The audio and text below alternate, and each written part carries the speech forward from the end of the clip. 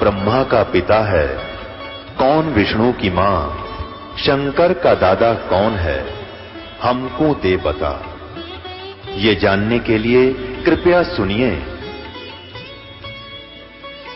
जगत गुरु तत्वदर्शी संत रामपाल जी महाराज के अमृत वचन सर्व पवित्र धर्मों के पवित्र शास्त्रों के आधार पर।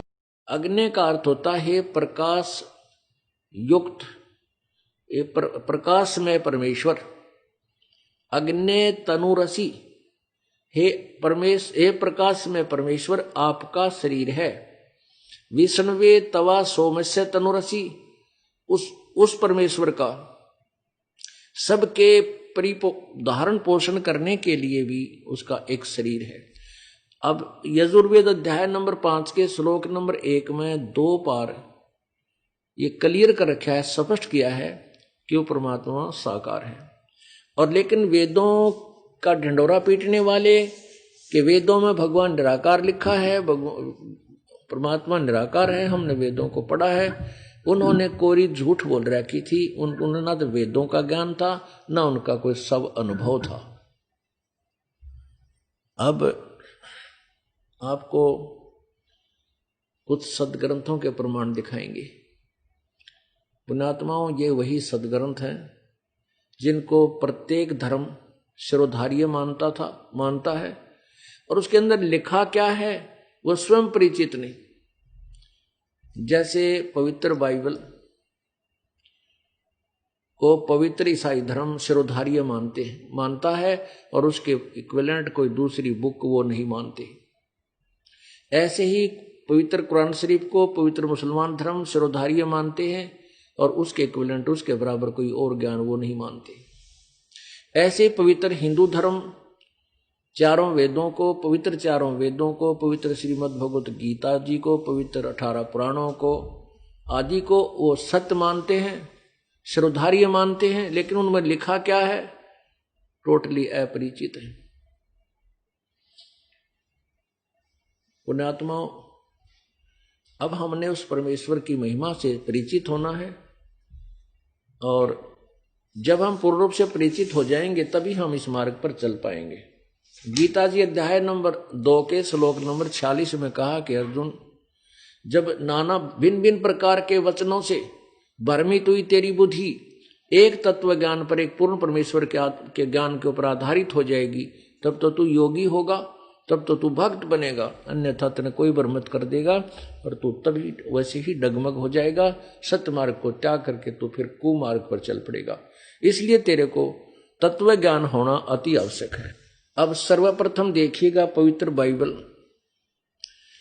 अब ईसाई धर्म के व्यक्ति श्रद्धालु कहते हैं परमात्मा निराकार है। अब उनसे कोई पूछे कि परमात्मा की क्या स्थिति है, तो वो बोलते हैं गॉड इज फॉर्मलेस। फॉर्मलेस माने परमात्मा का कोई आकार नहीं है।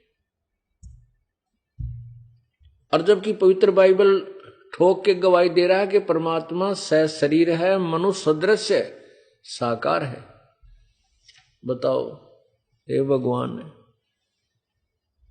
हमारे सदग्रंथ कुछ कह रहे हैं जिनको हम शिरोधार्य मानते हैं, और हमारी थ्योरी क्या है, ये सब काल बली ने भ्रमित करवा रखा है, सच्चाई से दूर रखा। परमात्मा ने आकर के ही हमें ये तत्व ज्ञान बताया है। अब देखिएगा, ये पवित्र बाइबल है, संपूर्ण अध्ययन बाइबल। ये कहां से प्रकाशित है? पवित्र बाइबल संपूर्ण जीवन अध्ययन बाइबल, पवित्र बाइबल संपूर्ण जीवन अध्ययन बाइबल। प्रबंधक संपादक हैं डेविड स्टुअर्ट, अंग्रेजी। प्रधान संपादक गोल्डन सी स्टाम्स MA MDV। संयुक्त संपादक जे वेस्ले आदम्स PhD।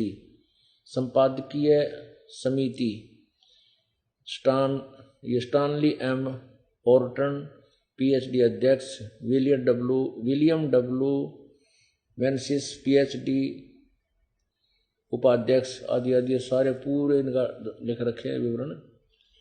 और ये यूएसए से छपा है। Full life study Bible, life publishers, international spring fight, missionary USA. अब ये अंग्रेजी ये यहाँ से छपा है और हिंदी में अनुवाद हुआ है। इसका देखिएगा, ये है सृष्टि उत्पत्ति। उत्पत्ति ये यहाँ से आरंभ होता है। ये आरंभ होता है कि आदि में परमेश्वर ने आकाश और पृथ्वी की सृष्टि की। अच्छा, इस प्रकार ने ये पहला दिन था, यानी कि इस प्रकार पहला दिन हो गया। दूसरा फिर किया भोर हुआ, इस प्रकार। और परमेश्वर ने ये यहाँ से अलग अलग लिखा है, ये पहला दिन हो गया। फिर परमेश्वर ने कहा कि जल के बीच एक ऐसा अंतर करें जो जल दो भाग हो गए। तब परमेश्वर ने एक अनंत अंतर बनाकर उसके नीचे जल और उसके ऊपर से जल को अलग किया, और वैसे ही हो गया। ये फिर तथा सांझ हुई फिर भोर हुआ, ये दूसरा दिन।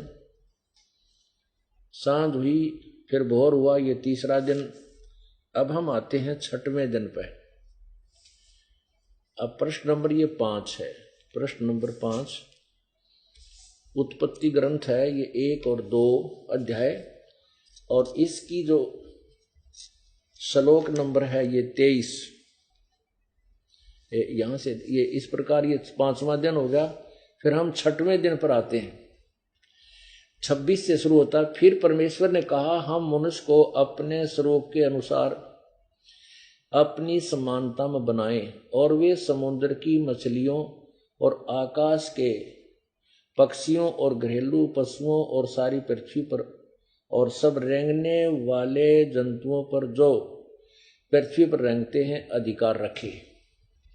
परमेश्वर ने कहा, हम मनुष्य को अपने स्वरूप के अनुसार अपनी समानता में बनाए। कैसा हुआ भगवान? परमात्मा ने कहा कि मनुष्य को हम अपने समान बनाए, अपनी समानता में बनाए। आगे देखो 27। तब परमेश्वर ने मनुष्य को अपने स्वरूप के अनुसार उत्पन्न किया। अपने ही स्वरूप के अनुसार परमेश्वर ने उसको उत्पन्न किया। 2-3 बार लिखा है, नर और नारी करके उसने मनुष्य की सृष्टि की। ये इससे सिद्ध हो गया परमात्मा साकार है और मनुष्य जैसा है। क्लियर हो गया इसमें, तो कंसेप्ट ही डाउटफुल नहीं रहा, क्लियर हो गया। और किसी से पूछ ले, ईसाई भाई से नहीं कहा गॉड इज फॉर्मलेस, दिल्ली से उठ लटका के नहीं भगवान निराकार है। अरे तेरा गजब हुआ, तुम्हारे सदग्रंथ कह रहे हो साकार है, मनुष्य जैसा है। तो कहते हैं झूठा ज्ञान ध्यान का लाओ, ये बाद बेजा चतुराई। तुम्हारी थ्योरी गलत है, तुम्हारे अपने सदग्रंथों के विरुद्ध तुम्हारा ज्ञान है। तुमने भगवान पाया कहां से? अब एक और कमाल कर रखा है इस सदग्रंथ में कि इसमें स्पष्ट किया है कि मनुष्यों के लिए या किसी भी प्रकार के जीव जंतु पशु पक्षियों के लिए मांस खाने का आदेश प्रभु का नहीं है। प्रभु का क्या आदेश है? अब कई भाई जो अनाड़ी आंट लगा देते हैं कि पौधे में भी तो जीव है, उसको भी तो हम खाते हैं, जैसे साग सब्जी खाते हैं, फलाना खाते। अरे ये परमात्मा का आदेश है, हम उसके आदेश से उसको खा सकते हैं, वो दोष नहीं। जैसे आप लोग कोई जैसे शिकार खेलते हैं, कोई तीतर मार दे, कोई मुर्गा ही मार देता है, कोई अन्य जीव जंतुओं को मार देता है, तो उसको राजा सजा नहीं देता। जो राजा ने जो मना कर रखा है, जैसे अपने यहाँ भाई काला हिरण नहीं मारना, और उसको कोई मार देता है, भाई मनुष्य नहीं मारना, कोई मार देता है तो उनको सजा दी जाती है। तो ऐसे ही वो प्रभु का विधान है, और उसने बताया कि तुम ये चीज खा सकते हो, तो हम उसको खाएंगे तो हम दोषी नहीं है, और उसकी मर्यादा तोड़ देंगे तो हम दोषी हैं। अब देखना कि मनुष्य को सियाना भी इतना समझदार बना दिया कि उसने पृथ्वी पर सब प्रकार के पक्षी पशु पक्षियों से वो कंट्रोलर हो गया। फिर परमेश्वर ने मनुष्य से कहा, उसने उनसे कहा, सुनो, जितने बीज वाले छोटे छोटे पेड़ और पृथ्वी के ऊपर और जितने वृक्षों में बीज वाले फल होते हैं वे सब मैंने तुमको दिए हैं, वे तुम्हारे भोजन के लिए। होगी सारी बात निमट गई। मनुष्यों को ये कह दिया कि जितने भी ये सुनो, जितने भी बीज वाले छोटे छोटे पेड़ हैं, जितने भी बीज वाले छोटे छोटे पेड़ सारी पृथ्वी के ऊपर हैं, और जितने वृक्षों में बीज वाले फल होते हैं वे सब मैंने तुम्हें दिए हैं, वे तुम्हारे भोजन के लिए। इसमें मांस खाने का आदेश ही नहीं है। परमात्मा ने मांस खाने का आदेश किसी को नहीं दिया। और आप इधर ओहो मुसलमान धर्म, ईसाई धर्म में मांस खाना तैसा है जैसा जलेबी खाना हो। इनको कोई इस बात की चिंता ही नहीं, डर नहीं भगवान का है तरह के। जब भगवान मना करते हैं और हम उसका विधान तोड़ते हैं और उसी के गुणगान करते हैं तो कभी प्रसन्न नहीं हो सकता, कोई लाभ आपको नहीं मिलेगा। आगे देखो, आगे फिर उन अन्य पशु पक्षियों को भी आदेश दिया प्रभु ने। और जितने भी ये 30 नंबर, और जितने भी पृथ्वी के पशु और आकाश के पक्षी और पृथ्वी पर रेंगने वाले जंतु हैं जिनमें जीवन का प्राण है, उन सब के खाने के लिए मैंने सब हरे हरे छोटे पेड़ दिए हैं। और वैसा ही हो गया। ओहो पुण्यात्माओं, स्पष्ट कर दिया कि जितने भी पशु पक्षी जीव जंतु हैं उनके लिए भी बता दिया है कि तुम्हारा ये आहार है, तुम्हें कुछ भी और एक दूसरे प्राणी को नहीं खाना है। आगे देखिएगा, तब परमेश्वर ने जो कुछ बनाया सब को देखा तो क्या देखा कि वो बहुत अच्छा है। तथा फिर सांझ हुई, फिर भोर हुआ। इस प्रकार ये 6वां दिन हो गया, 6ठा दिन हुआ। अब 7वां दिन क्या हो गया? तो फिर परमेश्वर ने यूं आकाश पृथ्वी और उसकी सारी सेना बनाना समाप्त हो गया। और फिर परमेश्वर ने अपना काम जिसे वो करता था 7वें दिन विश्राम दिया, समाप्त किया। और उसने अपने उस किए हुए सारे काम से 7वें दिन विश्राम किया। और परमेश्वर ने 7वें दिन को आशीष दी कि पवित्र ठहरा। आदि आदि। अब देखो ये क्लियर हो गया कि पूर्ण परमेश्वर ने 7 दिन में सृष्टि रची, 6 दिन में, और 7वें दिन विश्राम किया। वो परमात्मा पूर्ण है। उसके बाद जो भी इस पवित्र बाइबल में जो भी विवरण आता है वो पूर्ण परमात्मा का नहीं है। वो फिर पूर्ण परमात्मा ने सारी सृष्टि रच करके इस काल को दे दी, काल भगवान ब्रह्म को। उसके बाद ये काल और इसके दूतों का, इसके ये सब विवरण, उसके बाद ये काल के उन दूतों की कला है। अभी आपने पवित्र बाइबल में देखा कि परमात्मा मनुष्य जैसा है और सशरीर है। अब उसने 6 दिन में सृष्टि रची, 7वें दिन विश्राम किया। पवित्र मुसलमान धर्म पवित्र बाइबल को भी समान दृष्टि से देखते हैं और वो इस बात को मानते हैं कि पवित्र बाइबल में जो लिखा है वही पूर्ण परमात्मा है जिसने 6 दिन में सृष्टि रची, 7वें दिन तख्त पर जा बैठा, विराजमान हुआ। अब देखिएगा पवित्र कुरान शरीफ इसमें यह भी कंसेप्ट क्लियर कर दिया कि वो कबीर नाम है उस परमेश्वर का जिसने 6 दिन में सृष्टि रची, 7वें दिन तख्त पर जा बैठा। वो अल्लाहु अकबर है, वो अल्लाह कबीर है। अकबरू कहो, कबीरू कहो, कबीरन कहो, खबीरन कहो, खबीरा कहो, कबीरा कहो, उसी के नाम हैं। जो उच्चारण में थोड़ा थोड़ा अंतर होने से नाम उस कबीर अल्लाह की तरफ ही है, अकबर, अल्लाहु अकबर। अब मुसलमान भाई उस अल्लाह कबीर का अर्थ करते हैं बड़ा भगवान। अल्लाह माने प्रभु और कबीर का अर्थ वो बड़ा कर देते हैं। अब कोई भी चीज है, कोई भी नाम है, उसका अर्थ अवश्य होता है। तो ऐसे अर्थ अपने स्थान पर है, लेकिन वो नाम ही उस परमात्मा का कबीर है। अब देखिएगा कुरान शरीफ, इसके विषय में लिखा कुरान शरीफ के विषय में कि यह वह इलामी किताब है जिसमें कोई संदेह की गुंजाइश नहीं। कि इसमें जो लिखा है वो बिल्कुल श्रेष्ठ और सत्य है, इसमें कोई संदेह की गुंजाइश नहीं। और यदि कोई कहे कि ये गलत है हम नहीं मानेंगे। इनका कहने का भाव ये है। अब देखिएगा कहाँ से छपी है।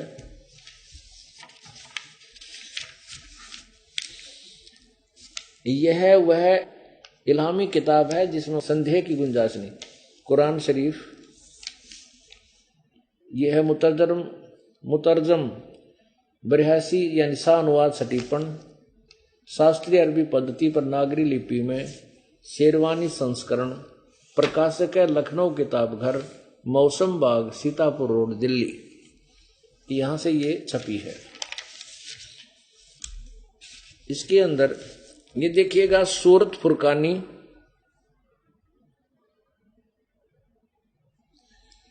ये है सूरतुल फुरकानी 25 कुरान शरीफ 604 पृष्ठ पे। ये उसकी अरबी भाषा है, ये अरबी भाषा और उर्दू में लिखी हुई है और ये सारा अरबी भाषा है। इसको हिंदी में लिखा है, इसी का अनुवाद। इसमें 52 नंबर आयत में क्या लिखा है, फला तुतियल काफिरन व जाहिदुम बिही जिहादन कबीरन। अब इसमें ये कबीरन शब्द लिखा, कबीरन।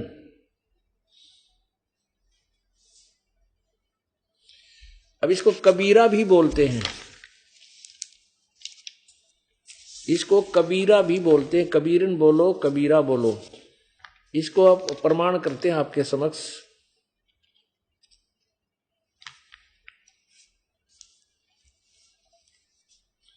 ये है कुरान।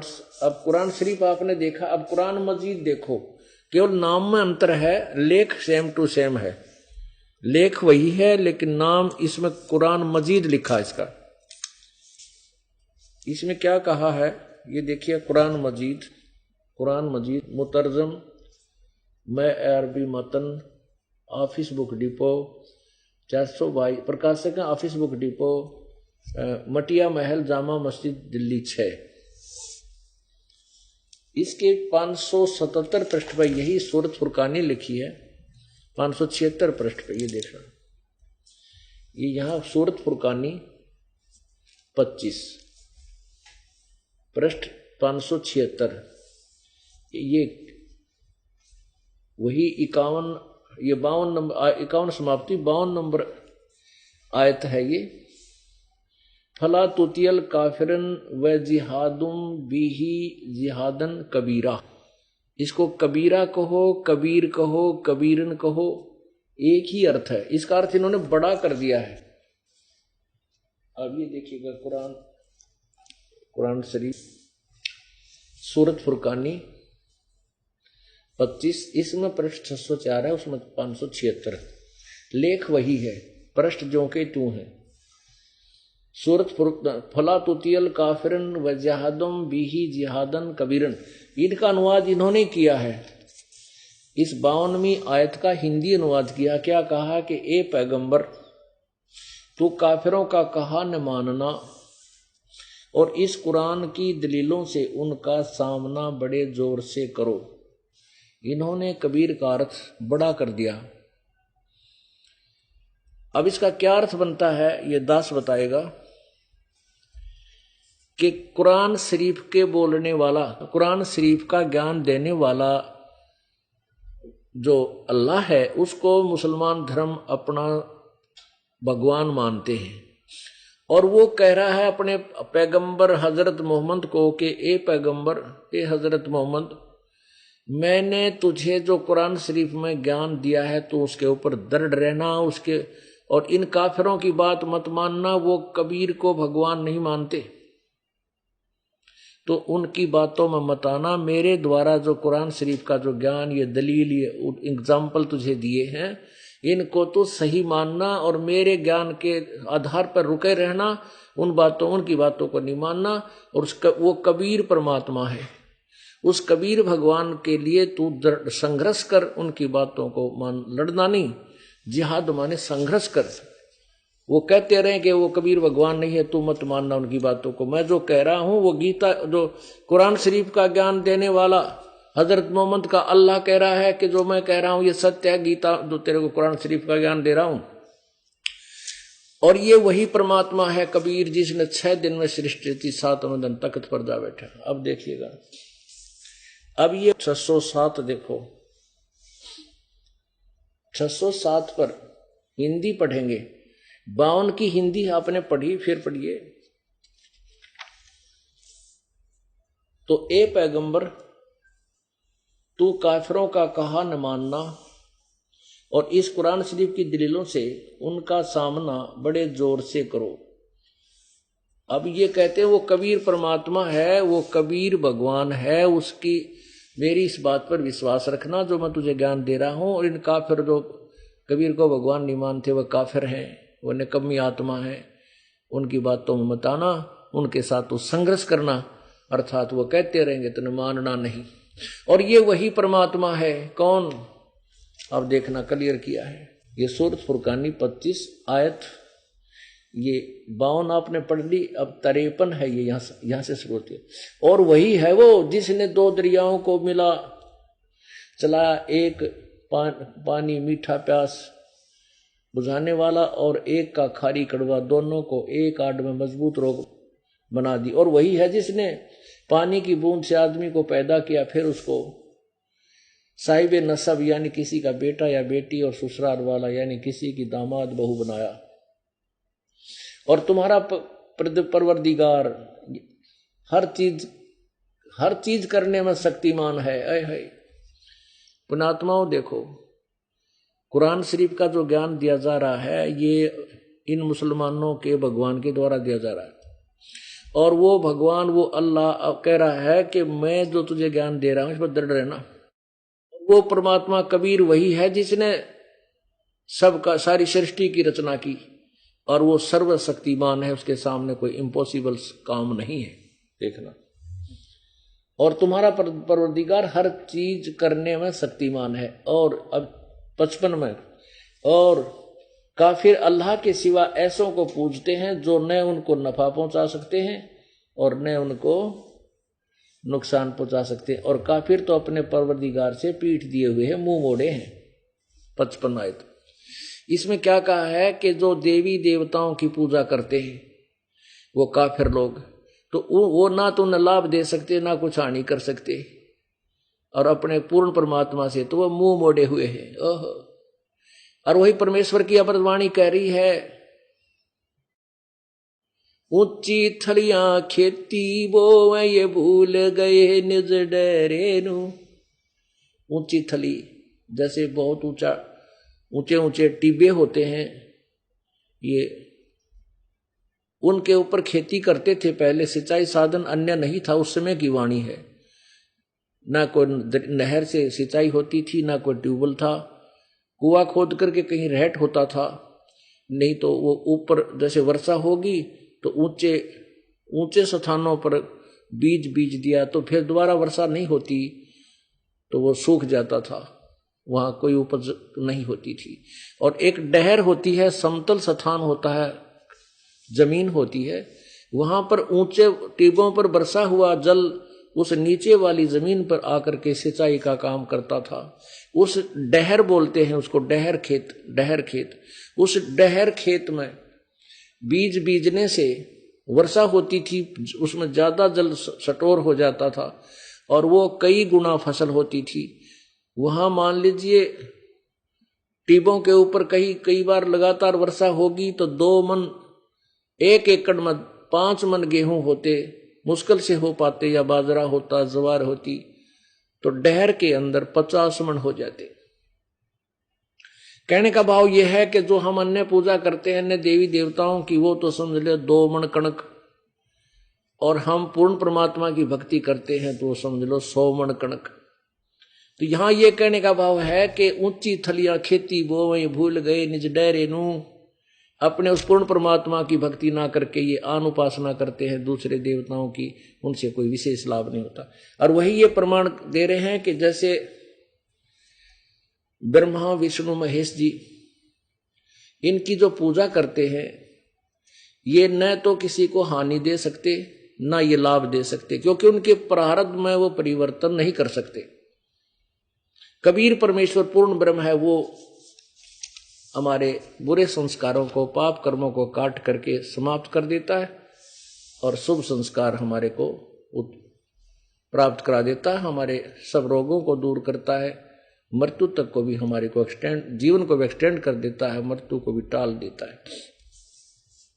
यही कुरान शरीफ कह रही है कि काफिर लोग तो ऐसों को पूजते हैं जो ना लाभ दे सकते ना हानि कर सकते, और काफिर तो अपने परवरदिगार से मुंह मोड़े हुए हैं। अब 56 में, आयत नंबर 56 में, ए पैगंबर हमने तुमको खुशखबरी सुनाने और सिर्फ अजाब से डराने के लिए भेजा है।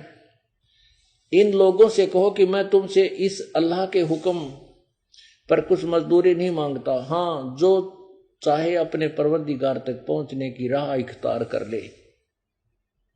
57 में, और ए पैगंबर ये 58 में कमाल कर दिया और 59 में। अब क्या बताया है 58 में? ये कहा कि ए पैगंबर वो कबीर नामक अल्लाह सब पापों का नाश कर देता है और वही पूजा के योग्य है, इबादत ही कबीरा।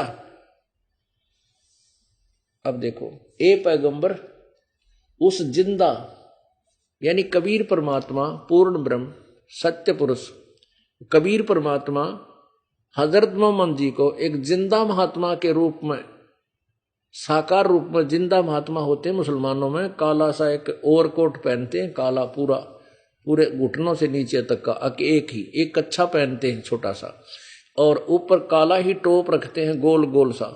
उस ऐसी वेशभूषा वाले को जिंदा बोलते हैं, जिंदा महात्मा। तो कबीर परमेश्वर हजरत मोहम्मद जी को उस जिंदा महात्मा के रूप में जाकर मिले थे और उनको सतलोक लेकर गए थे। परमात्मा कहते हैं हम मोहम्मद को वहां ले गए और इच्छा रूपी वहां नहीं रहो, उल्ट मोहम्मद मैल पठाया, गुज बीर से कलमा लाया। कहते रोजा बंग नमाज कही रे, बिस्मिल की नहीं बात कही रे। तो यहां वही प्रमाण दे रहा है हजरत मोहम्मद का खुदा किसी और पूर्ण परमात्मा, उस बड़े भगवान की तरफ संकेत कर रहा है, कबीर अल्लाह की तरफ संकेत कर रहा है। देखो, ए पैगंबर उस जिंदा पर भरोसा रखो जो कभी मरने वाला नहीं है, अविनाशी है वास्तव में, और फिर तारीफ के साथ उसकी पाकी बयान करते रहो, उसकी महिमा का गुणगान करते रहो, और अपने बंदों के गुनाहों से वह काफी खबरदार है। यहां इन्होंने काफी शब्द कर दिया कबीर का। वो कबीर परमात्मा अपने बंदों के, अपने भक्तों के गुनाहों से खबरदार है, वो उनका खूब जानता है, उनके दुखों को निवारण कर देता है। अब देखो, जिसने, अब ये 59 में कमाल कर दिया, जिसने, ये कबीर भगवान वही है, अल्लाह कबीर वही है जिसने आसमानों और जमीन और जो कुछ उनके बीच में है सबको 6 दिन में पैदा किया, फिर तख्त पर जा विराजा हुआ। अल्लाह बड़ा, वो अल्लाह कबीर, हम इसको अल्लाह कबीर कह दे, इन्होंने बड़ा शब्द कर दिया कबीर। वह अल्लाह कबीर है, रहमान है, दयालु है। तो उसकी खबर किसी बाखबर इल्म वाले से पूछ देखो, उसके बारे में किसी तत्वदर्शी संत से पूछो। जैसे गीता जी अध्याय नंबर 4 के श्लोक नंबर 34 में भी यही कहा है कि उस पूर्ण परमात्मा के विषय में किसी तत्वदर्शी संतों के पास जाकर उसका ज्ञान प्राप्त करो। यानी गीता ज्ञान दाता भी इनकम्प्लीट, गीता ज्ञान भी इनकम्प्लीट और कुरान शरीफ का ज्ञान भी इनकम्प्लीट, क्योंकि कुरान शरीफ बोलने वाला अल्लाह खुद कह रहा है कि तू उस पूर्ण परमात्मा जिसने 6 दिन में सृष्टि थी, 7वें दिन तख्त पर जा विराजा, वो अल्लाह कबीर है, उसकी खबर किसी बाखबर से पूछ देखो। यानी कुरान शरीफ का ज्ञान दाता भी उस परमेश्वर के विषय में परिचित नहीं है, उसकी वे ऑफ वर्शिप भी नहीं जानता। ये बात सिद्ध होगी कि परमात्मा सशरीर है, मनुष्य जैसा है। इन दोनों पवित्र धर्मों के पवित्र सदग्रंथों ने रल मिलकर सिद्ध कर दिया कि पूर्ण परमात्मा का नाम कबीर है और वो मनुष्य की तरह सशरीर है और वही पूजा के योग्य है, उसका नाम कबीर है। अब आपको वेदों में दिखाते हैं। पुण्यात्माओं, हम जो समाज हमारा विभाजित हुआ है ये परमात्मा के लिए हुआ है। जैसे पहले केवल हिंदू धर्म था, हिंदू धर्म में कुरीतियां आ जाने से उसमें फिर ईसा मसीह नाम के एक महापुरुष आए, बाबा आदम आए, बाबा आदम के से आगे चलती चलती फिर ईसा मसीह जी आए। ईसा मसीह ने धार्मिकता के आधार पर कुछ समुदाय को सच्चा ज्ञान जैसा वो जानते थे वो ज्ञान दे करके अलग उनका नियम बनाए, तो वो अलग से समाज बना, पवित्र समाज बना, बुराइयों से दूर हुआ। ऐसे ही उसी धर्म ईसाई धर्म आगे चल के मुसलमान धर्म कैसे बना, हजरत मोहम्मद जी ने पवित्र आत्माएं तैयार की, उनकी बुराइयां छुटवाई, एक परमात्मा पर आधारित किए, तो वो ग्रुप बन गया, वो अलग से समाज बन गया। ऐसे ही फिर सिख समाज कैसे बना, गुरु नानक देव जी को परमात्मा मिले, उन्होंने परमात्मा का साक्षात्कार किया सत्यलोक में जाकर के, फिर बनारस में देखा कि वही परमात्मा बनारस में धानक रूप यानी कबीर रूप में, वहां जुल्हे के रूप में, धानक रूप में काशी में विराजमान है। उसके बाद नानक साहब ने जो, क्योंकि गुरु नानक देव जी पहले पवित्र हिंदू धर्म में जन्मे थे, उसके और सभी यही पूजाएं किया करते थे, गीता जी का पाठ करते थे, श्री कृष्ण राम कृष्ण का जाप जपते थे। जब उनको तत्व ज्ञान हुआ, परमात्मा का पता चला कि कौन है पूर्ण परमात्मा और किसकी पूजा करनी चाहिए, उसके बाद उन्होंने एक अलग से एक पवित्र आत्माएं तैयार की जिनको सिख कहने लगे। तो पुण्यात्माओं, हम परमात्मा के लिए भटक रहे हैं और हमें भगवान चाहिए, वो चाहे किसी भी समुदाय की पूजा से। यदि हमें मुसलमान धर्म की पूजा से परमात्मा मिले तो हम सारे उसी को स्वीकार कर लेना चाहिए, क्योंकि हमने परमात्मा प्राप्त करना है। और जैसे ये दास आपको बता रहा, सब सदग्रंथों के आधार पे, अब हमने इस तत्व ज्ञान से हम स्वयं परिचित हो गए, सब सदग्रंथ हमारे सामने हैं जिनको हम सत्य मानते, तो उसको स्वीकार करके सभी पूरे विश्व के मानव ने इस तत्व ज्ञान को स्वीकार करके अपना कल्याण करा लेना चाहिए। आज किसी का जन्म मुसलमान धर्म के अंदर है तो कल को वो हिंदू धर्म में जन्म ले सकता है, क्योंकि हमारे संस्कार पहले के रले मिले हैं, ये बाद में विभाजित हुए हैं। और आज किसी का पवित्र हिंदू धर्म में जन्म है तो कल मुसलमान धर्म में भी जन्म ले सकता है, सिख धर्म में भी जन्म ले सकता है, ईसाई धर्म में भी जन्म ले सकता है। तो फिर हम उसको अच्छा मानेंगे, वही क्रियाएं करने लग जाएंगे। तो अब हमने नए सिरे से परमेश्वर की पहचान करनी है और उस सत्य भक्ति को स्वीकार करके अपना कल्याण कराना होगा, नहीं तो अन्यथा इस मनुष्य जीवन का कोई लाभ नहीं है। अब पवित्र हिंदू धर्म में वेदों को एक श्रेष्ठ ज्ञान माना जाता, पवित्र चारों वेदों को। अब चारों वेदों के पढ़ने वाले ऋषि, महर्षि, मनु जी, वशिष्ठ जी और वर्तमान इसे क्या नाम कलयुग के महर्षि, ये दानंद आदि, ये सारे एक के बाद का ढिंडोरा पीटा करते, परमात्मा निराकार है, भगवान निराकार है, उसका केवल प्रकाश देखा जा सकता है। और वेद बताओ वो साकार है, मनुष्य सदृश्य है। आप देखिएगा यजुर्वेद, पहले ये दास आपको उन वेदों से निकाले हुए ये मंत्र अलग से निकाले हैं, इनको पढ़कर सुनाते हैं। देखो, वेदों में प्रमाण है कि परमेश्वर मानव सदृश साकार है। ये दास के द्वारा अनुवाद है। ऋग्वेद मंडल नंबर 1 सूक्त नंबर 31 मंत्र 17, इसमें स्पष्ट किया हुआ है कि मनुष्य जैसा है परमात्मा। अब इस कंसेप्ट को क्लियर करने के लिए कुछ इन कथित विद्वानों का ही सहारा लेना पड़ेगा, जैसे ऋषि दानंद जैसे का। अब स्वामी दानंद जी ने 1.5 वेद का अनुवाद किया है, यजुर्वेद पूरा, ऋग्वेद के केवल प्रथम मंत्र का। वैसे 1 से 6 मंत्र भी, 1 से 6 मंडल का अनुवाद इनके बारे में लिखा कि एक मंडल से 6 मंडल तक इन्होंने अनुवाद किया, यानी आधा यजुर्वेद पूरा। तो इन्होंने खुद प्रारंभ में, ऋग्वेद के प्रारंभ में कहा है कि जहां अग्नि शब्द हो वो उसका अर्थ परमेश्वर मानना चाहिए, अग्नि या अग्नि। ये देखो ऋग्वेद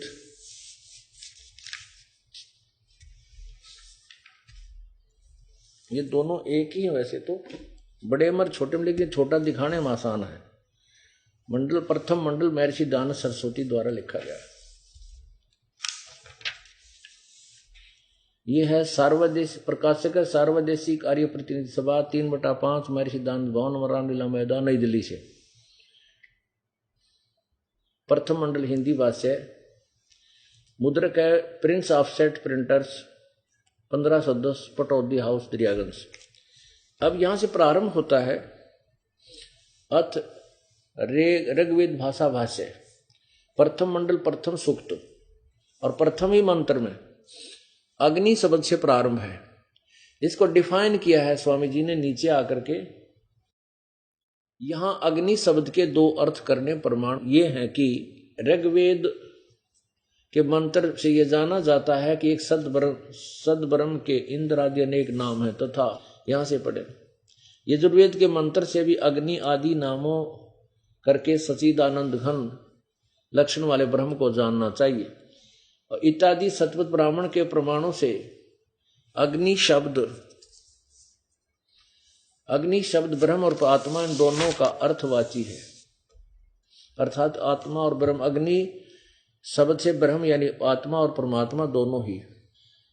इस प्रमाण में अग्नि शब्द से प्रजा शब्द करके भौतिक और प्रजापति शब्द से ईश्वर का ग्रहण होता है। इस प्रकार प्रमाण से सत्याचरण के नियमों को जानते हुए यथावत पालन करना ही सो व्रत है, व्रत कहता, और इस व्रत का पति परमेश्वर है। इस ऋग्वेद के प्रमाण के जानने वाले तथा प्रकाश सर्वज्ञ प्रकाश करने वाले विशेषण से अग्नि शब्द करके ईश्वर का ग्रहण होता है। इसमें स्पष्ट किया है कि जहां यहां देखो ऋग्वेद मंडल नंबर 1 सूक्त नंबर 1 मंत्र नंबर 1 ही चल रहा है, ये उसी में प्रमाण।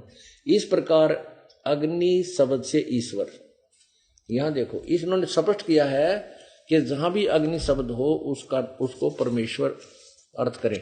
इन्होंने खुद भी इसी मंडल नंबर 1 के सूक्त नंबर 1 में स्वयं भी जहां अग्नि शब्द है परमेश्वर लिखा है। यहां देखना, ये मंत्र नंबर 2 में अग्नि माने वह परमेश्वर,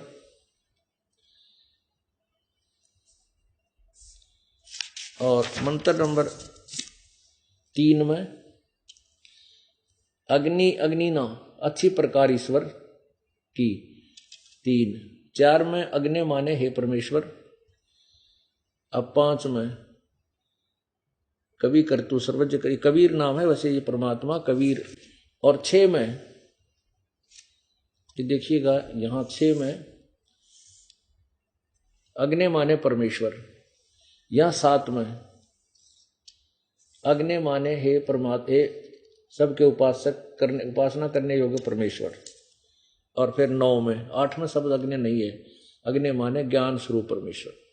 यानी स्वामी दानंद जी कह रहे हैं कि अग्नि माने जहां शब्द, वैसे अग्नि माने सभी जानते हैं आगे, लेकिन ये ऋषि लोग ही बताते हैं कि अग्नि माने परमेश्वर। और स्वयं भी अग्नि शब्द से इन्होंने कहा अग्नि माने परमेश्वर, अग्नि माने परमेश्वर। इसी के आधार से एक आर्य समाजी विद्वान ने साम वेद का अनुवाद किया है, और उन्होंने इन्हीं की सलाह को मद्देनजर रखते हुए अग्नि शब्द का अर्थ परमेश्वर किया है। देखिएगा, यजुर्वेद और सामवेद इकट्ठे जल्द बांधा है। अब यहां हम सामवेद दिखाएंगे आपको। ये कौन है संपादक? प्रधान कार्यालय दान संस्थान वेद मंदिर महात्मा वेद भिक्षु सेवा आश्रम मुखमेलपुर दिल्ली दूरभाष इतना, और दान संस्थान नई दिल्ली प्रकाशन।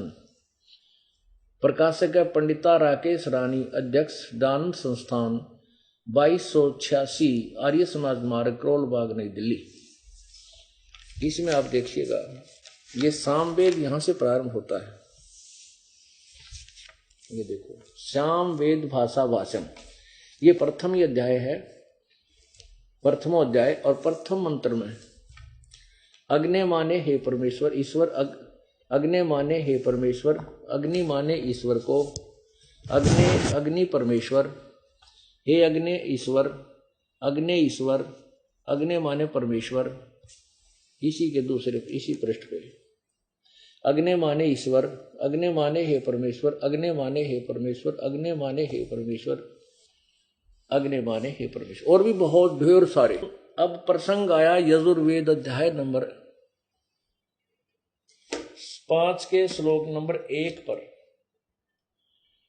अब देखो ये सत्यार्थ प्रकाश नामक एक पुस्तक है, महर्षि दानंद जी ने अपना अनुभव लिखा है और वे कहते हैं वेदों का ज्ञान सर्वश्रेष्ठ है। वेद ज्ञान के विरुद्ध अगर किसी भी व्यक्ति की टिप्पणी है, कोई विचार है, मैं नहीं मानूंगा, ऐसा वो कहते हैं। और स्वयं के उनके क्या विचार हैं, किसी ने उनसे पूछा कि परमात्मा साकार है व निराकार। देखिएगा स्वामी जी का उत्तर अनुभव। अब इस स्वामी जी के इस पोज ने देख के आदमी सहमत अट्रैक्ट हो जावे, इस जैसा तो महात्मा धरती पर पावे को नहीं। और यू के था, इसके बारे में इन्हीं का अनुभव बताएगा। ये देखो महर्षि दानंद सरस्वती, ये सत्यार्थ प्रकाश है। यहां देखो अत सत्यार्थ प्रकाश है। वेद आदि विविध सद शास्त्र प्रमाण संविंत श्रीमत परमहंस वर्जाकाचार्य महर्षि दानंद सरस्वती स्वामी विरचित। वेद आदि सद शास्त्रों के प्रमाणों से लिखा है, ये स्वामी जी करें। ये कहां से छपा है? वैदिक यति मंडल दयानंद मठ दीनानगर पंजाब से। और ये प्रकाशक कौन है, मुद्रक कौन है? आचार्य प्रिंटिंग प्रेस, दानंद मठ गोहाना मार्ग रोहतक से छपा है। इसके साथ में समुल्लास में किसी ने पूछा कि परमात्मा साकार है व निराकार? स्वामी जी कहते हैं निराकार। ये देखो ये सप्तम समुल्लास प्रश्न नंबर 154 पे प्रश्न किया कि ईश्वर साकार है व निराकार? स्वामी जी ने उत्तर दिया कि निराकार। और वैसे अपने ही थ्योरी का खंडन इन्होंने यहां कर दिया है कि स्तुति से ईश्वर की प्रीति, गुणक्रम स्वभाव का सुधरना और प्रार्थना से अभिमानता, उत्साह और सहाय का मिलना, उपासना से परब्रह्म से मेल और उसका साक्षात्कार होना। अरे वाह जी वाह, आप पे खंडन कर दिया है कि परमात्मा, उपासना से परमात्मा का साक्षात्कार हो जाता है। अब ये दास आपको बताएगा कि वेदों में क्या लिखा है। वेद कहते परमात्मा सशरीर है और मनुष्य जैसा है। अब देखिएगा आपने,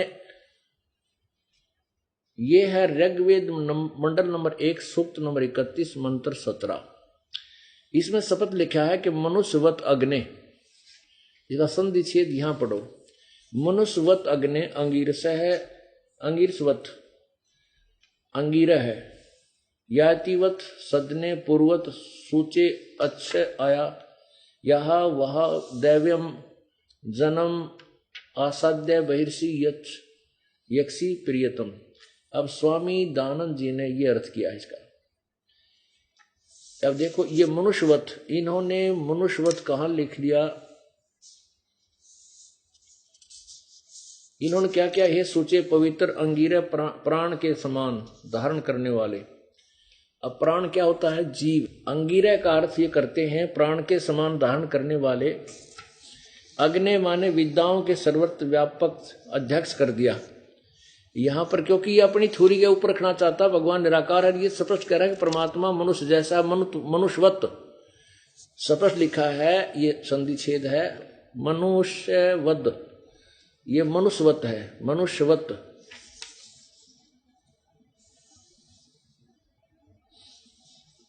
अब इन्होंने ये अग्नि माने यहां परमेश्वर लिखना था, है अध्यक्ष। आप इन्होंने लिख दिया कि विद्याओं के सर्वत्र व्यापक, विद्याओं से सर्वत्र व्यापक अध्यक्ष आप, मनुष्यवत, मनुष्यों के आने जाने समान, आना जाना और ठोक दिया, मनुष्यवत मनुष्यों के समान। ये स्पष्ट है कि हे अग्नि, मनुष्यवत अग्नि, हे मनुष्य जैसे भगवान, हे मनुष्य जैसे परमेश्वर। कति स्पष्ट दूसरी बात तक कोई ना इसके अंदर। मनुष्यवत कि मनुष्य जैसे परमात्मा आप शरीर हैं, और जैसे आप पूर्ववत पहले आते रहे हो, प्रथम सतयुग में, त्रेता में, द्वापर में, कलयुग में, अब भी आप उसी तरह आओ और हमें अपने तत्व ज्ञान से परिचित करा करके, हमारा उद्धार करके अपने उस स्थान पर ले चलो जहां पर वो पुण्यात्मा पहले वाली रहती है। और इन्होंने केड़ंगा कर रखा है, देखो। इसका अर्थ है मनुष्यवत, मनुष्य के समान। अग्नि माने परमेश्वर, ये दास द्वारा किया गया इसका अनुवाद है। आप अंगिरसवत, मनुष्य के समान शरीर धारण करके प्रत्येक युग में अपने सूचे पवित्र सदने माने घर अर्थात ऊपर के सतलोक से आते हो। हे पूर्ववत पहले की तरह, यातीत मनुष्य के समान अर्थात जैसे मनुष्य प्रयत्न करके कार्य सिद्ध करता है, वैसे ही आप मनुष्य के समान कार्य करते हो। जैसे परमात्मा आए थे, एक जुल्हे का काम करा करते, एक जनसाधारण जैसी भूमिका किया करते। वही वेद बता रहे हैं कि हे परमात्मा, जैसे अब वर्तमान में हम प्रार्थना करें परमात्मा, आप सन 1398 में आए थे और आप एक साधारण सा काम करते थे, हमें सद्मार्ग भी बताते थे। हे परमात्मा, आप फिर पहले की तरफ फिर आइए, हमें भी परिपूर्ण कीजिए, हम आपको अब आपके द्वारा बताए ज्ञान से हम अपना कल्याण करा सके। ये उसका अर्थ है। देखो, समान करते हो। प्रियम, हे प्यारे परमेश्वर, हमें अच्छी प्रकार प्राप्त होजिए, यानी अच्छी प्रकार आइए, प्राप्त होइए, तथा प्राप्त कीजिए अर्थात हमें शरण में लीजिए। इस काल लोक से बाहर, बहिर्षि बाहर सतलोक में जन्म अपने जन को, जन अपने जन को, यानी अपने उपासक को अर्थात अपने भक्त को देव स्वरूप अच्छी आत्माओं में स्थायी रूप से प्रतिष्ठित कीजिए। यानी जहां अच्छी आत्मा रहती है, पुण्य आत्मा सतलोक में जो रहती हैं, वहां हमें ले चलियो। अब इन्होंने क्या डंगा कर रखा है, देखो। ये है ऋग्वेद मंडल नंबर 1, ये महर्षि दयानंद का स्वयं अनुवादित है, प्रथम मंडल, और सूक्त नंबर 31, मंत्र 17। ये देखिएगा, सूक्त नंबर 31 और मंत्र 17 में स्वामी जी लिखे मनुष्यवत, ये मनुष्यवत अग्ने अंगीरस अंगीरो, इन लिखा है सूचे पवित्र अंगीरा प्राण के समान धारण करने वाले अग्नि, विद्याओं के सर्वत्र व्यापक सभाध्यक्ष आप।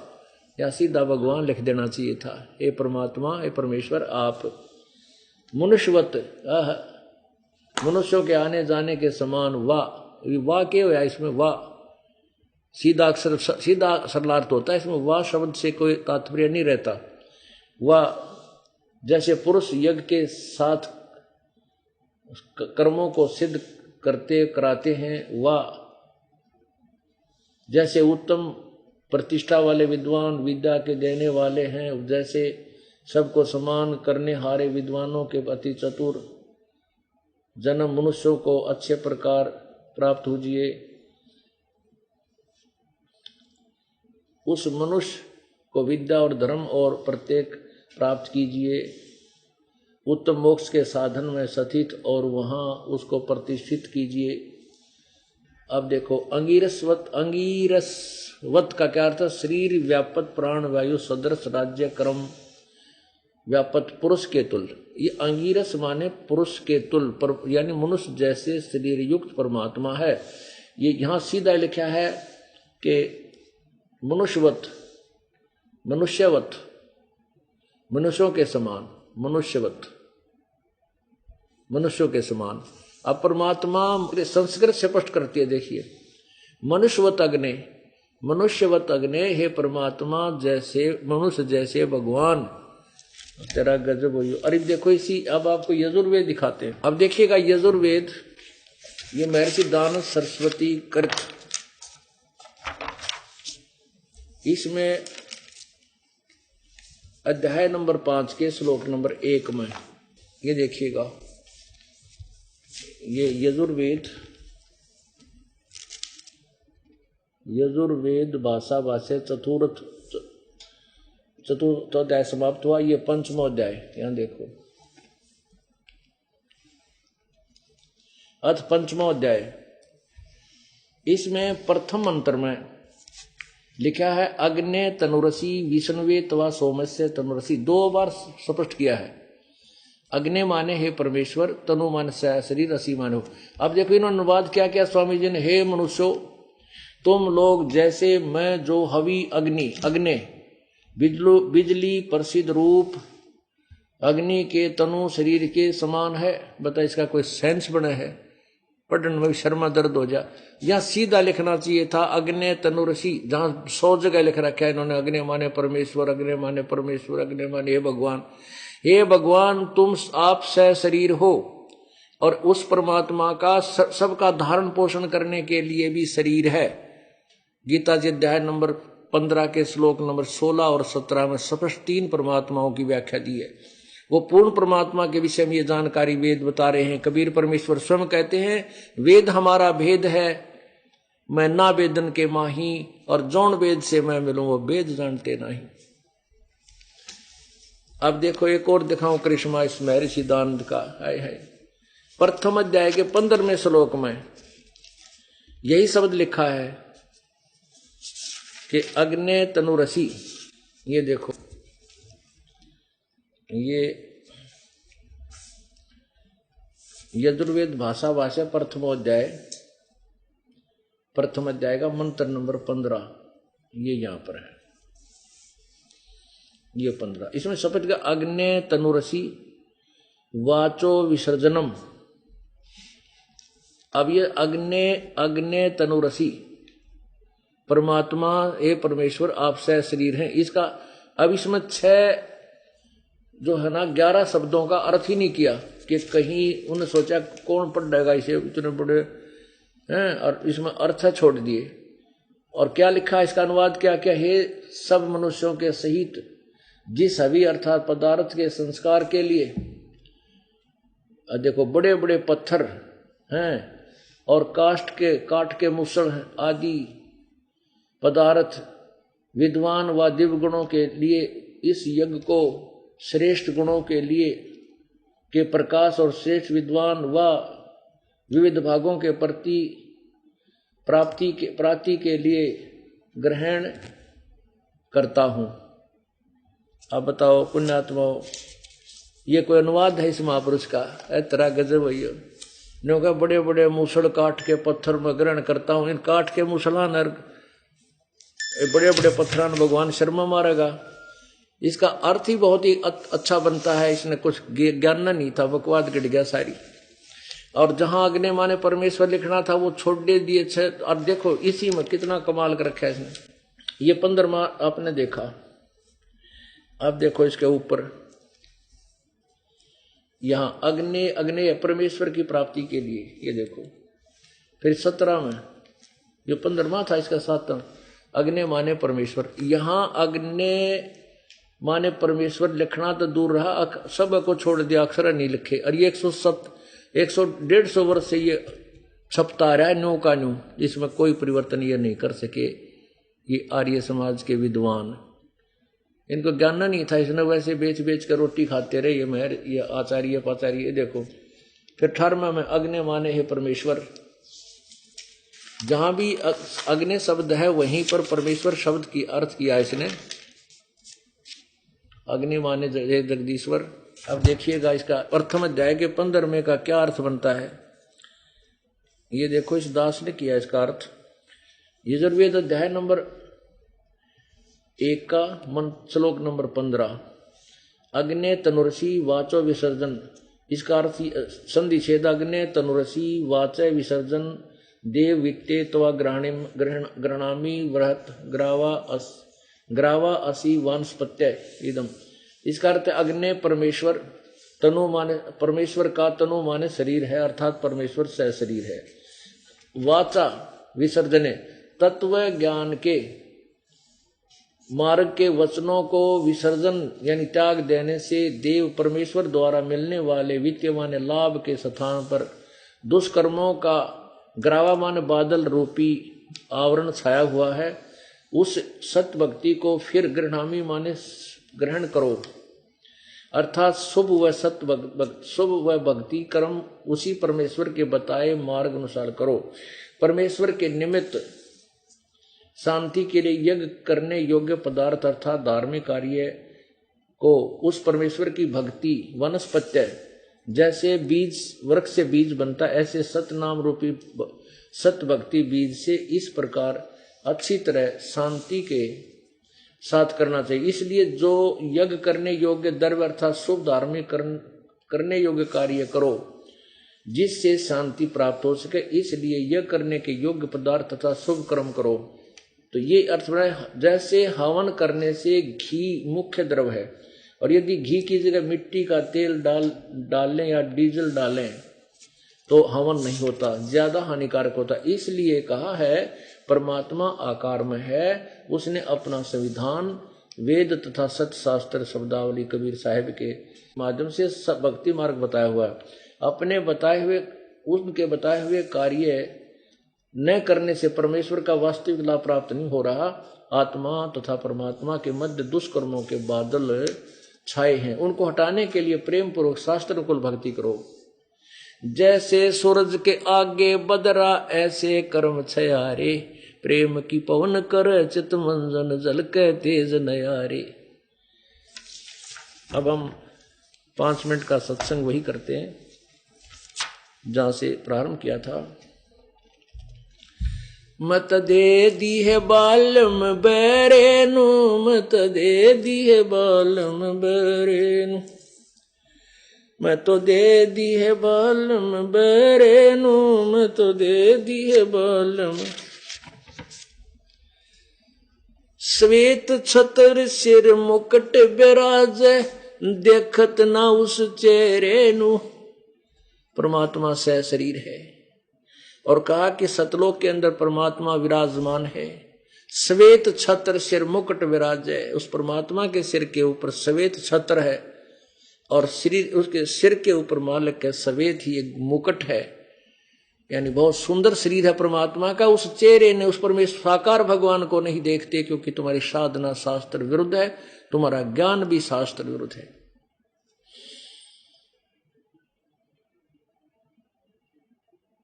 श्वेत छतर सिर मुकुट विराज, देखत ना उस चेहरे नु। ऊंची थलियां खेती बोवे, ये भूल गए निज डेरे नु। ये संसार समझदा नाही, कंदा श्याम दोपहरे नु। ये संसार समझदा नाही, कंदा श्याम दोपहरे नु। गरीब दास ये वक्त जाते है, रोगे इस पैरे नु। क्या बता रहे हैं परमात्मा? परमात्मा की प्यारी आत्मा परमात्मा से प्राप्त उस तत्व ज्ञान को कैसे समझा रहे हैं कि ये संसार समझदा नाई, कहंदा श्याम दोपहरे नु। इस काल भगवान ने कहियो भगवान है जो सबको मार रहा है, गधे बना रहा, किसी बेटा मारा, किसी की बेटी मारी, का कुनबे के कुनबे समाप्त कर दिया, क्षेत्र के क्षेत्र नष्ट कर देता है। और कितना कष्ट आप भोग रहे हो, और फिर भी कहते हो आनंद ही आनंद है। इस काल के लोक में कहीं सुख नाम की चीज नहीं है। ये संसार समझदा नाई, कहंदा श्याम दोपहरे नु। जैसे शराब पी के कोई पड़ा हो दोपहरी में, जून के महीने में की, तो और उसने कोई कह रहा उठ ले भाई, इतनी गर्मी में तू यहाँ क्यों पड़ा है। वो शराबी कहता चेड़ा मत, मौज हो रही है। तो वो दोपहर में पड़ा पसीना पसीना हो रहा, उसने होश ही नहीं है। तो हमने इस माया की, काल की माया का नशा हो गया, और हम इतने आपत्तियों से घिरे हुए हैं, फिर भी कहते हैं क्या हाल है। मित्र मित्र से मिलता है कहाँ? हॉस्पिटल में। और क्या हाल है कि बस ठाठ है, मौज हो रही है। हॉस्पिटल में और मौज का के मेड़, कभी दुखी आत्मा जाया करें, दोनों दुखी वहां पर, और फिर भी नो कहें क्या हाल है, ठीक ठाक मौज है। अरे मौज का के मेड़, यहां नाम कहने सुख है, मौज है, लेकिन सुख किसी को नहीं है।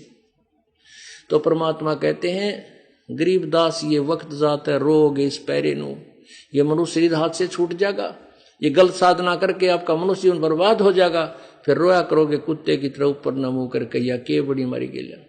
कहते समझा है तो सिर दर पाओ, बहुर नहीं रहे सादाओ। बोलो सतगुरुदेव।